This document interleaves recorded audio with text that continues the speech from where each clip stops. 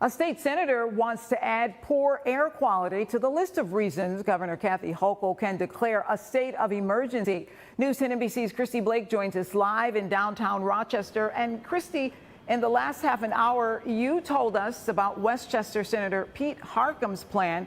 What stands in the way of it making it to the governor's desk? Adding air quality to the list of reasons why the governor can declare a state of emergency has passed the state Senate twice, but it has never made it out of Assembly and to Governor Hochul's desk for her signature.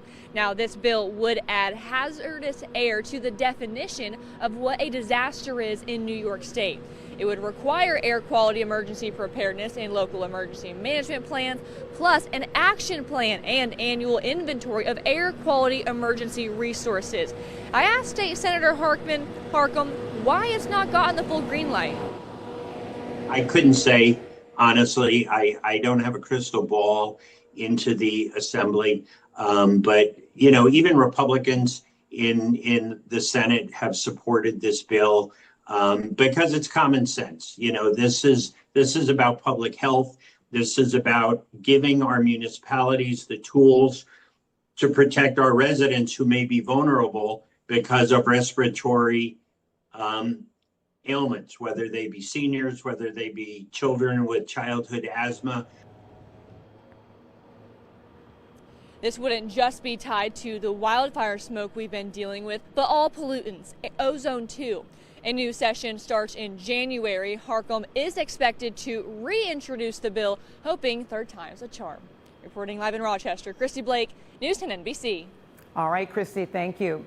The American Lung Association's 2025 State of the Air report shows air quality worsened for the Rochester area, causing it to lose a spot on the Lung Association's cleanest lists for both ozone and particle pollution. If you want to stay up to date on the air quality measures, be sure to download the free News 10 NBC First Alert weather app. Our meteorologists help you track the smoky conditions with real-time updates. You can scan the QR code you see there on your screen or search WHEC weather in your app store. If you are out and about today, driving around in this wildfire smoke, did you know that the smoke can also impact your car? First Alert meteorologist Nate Morris joins us live now from our parking lot outside News 10 NBC. Nate, what are some tips for drivers today? Yeah, so as the wildfire smoke begins to calm down, our air quality goes back up. One thing that we have to be aware of is that some soot, some ash from those wildfires has actually collected on cars. I want to give you a look at that right here. You see that very fine white powder almost on the hood of this car. That is actually small particulate ash from the wildfires. That all used to be trees up in Canada. And this is something that you're going to want to clean off of your car as soon as you can, because if you just let it be, then it can react chemically with the moisture in the air, creating a sort of lye-like compound, which can then corrode the paint. But when you wash it off, you got to be careful in the ways you do it. So first of all, don't just rub it off with your hands. Don't, take a towel and rub it, because ash is made of very fine particulate abrasive matter, which means it will actually scratch the paint. So here's what you got to do. You're going to want to use something like a leaf blower or an air compressor or a very soft brush to remove the loose ash first. Then you're going to want to take a hose and wash it from top to bottom. You don't want to redistribute the ash anywhere. And then you're going to want to wash it gently using a pH neutral soap. That's very important. It's got to be pH neutral.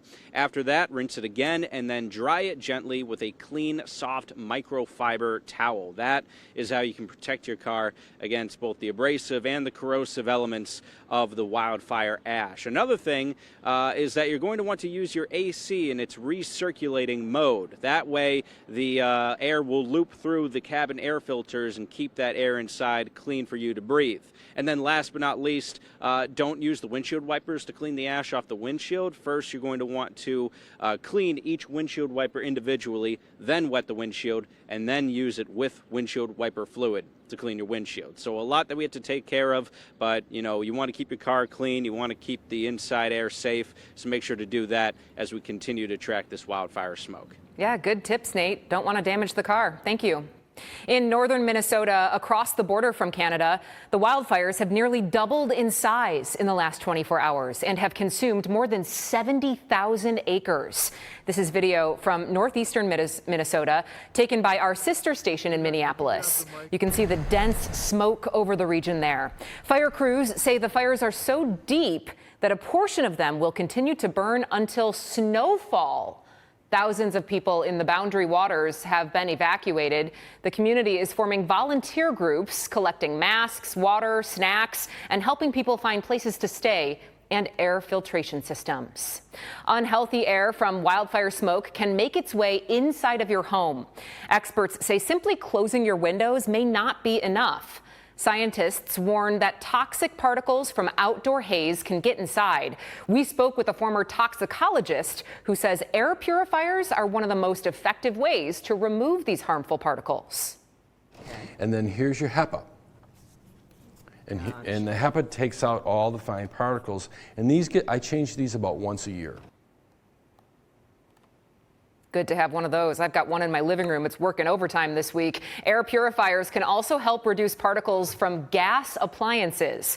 For a list of top-rated purifiers, visit the Consumer Reports recommendations on our website.